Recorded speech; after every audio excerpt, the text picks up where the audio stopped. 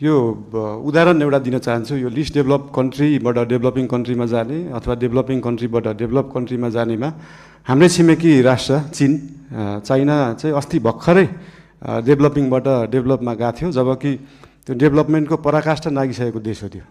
यो कुराहरू चाहिँ एकदमै स्ट्राटेजिक रूपमा सरकारले सोच्नुपर्छ जस्तो लाग्छ। अहिले नै हामीले एलडिसीबाट ग्रेजुएट हुँदै गर्दाखेरि हाम्रो ट्रेडका कुराहरू, हामीले निर्यात गर्ने विषय वस्तुहरूमा चाहिँ लाग्ने करहरू अहिले छुट पाइन्छ।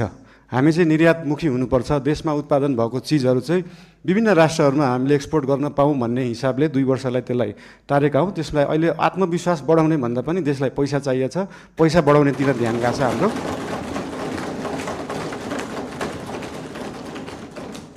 अनि गरिब विपन्नको कुरामा मैले पहिल्यैदेखि भन्दै आएको यो साम्यवाद समाजवाद भनेको भाषणमा दिन एकदम सहज हुन्छ, मजा पनि आउँछ। तर साँच्चीकै साम्यवाद, साँच्चीकै समाजवाद गर्ने भने हाम्रो काठमाडौँ महानगरपालिकामा मेयर हुँदाखेरिको म उदाहरण दिन चाहन्छु।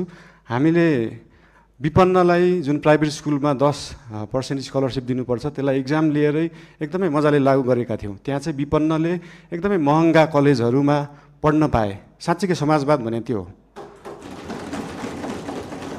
र विभिन्न महँगा अस्पतालहरूमा पनि हाम्रो ऐन कानुन संविधान बमोजिम नै 10% बेड चाहिँ विपन्नलाई दिनुपर्छ भन्ने व्यवस्था थियो। त्यसको लागि हामीले वेबसाइट नै बनाएर प्राइभेट हस्पिटलहरूमा सर्जरीसम्म विपन्नलाई गराउने व्यवस्था गराएको थियौँ। त्यही हो समाजवाद, साम्यवाद भने चाहिँ त्यस्तो कुरालाई भनिन्छ।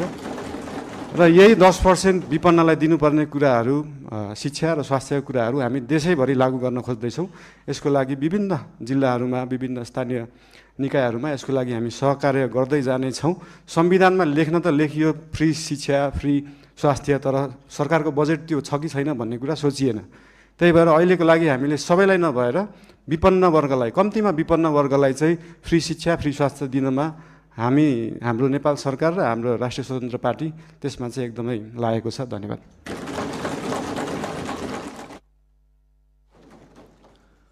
विपक्षी बेन्च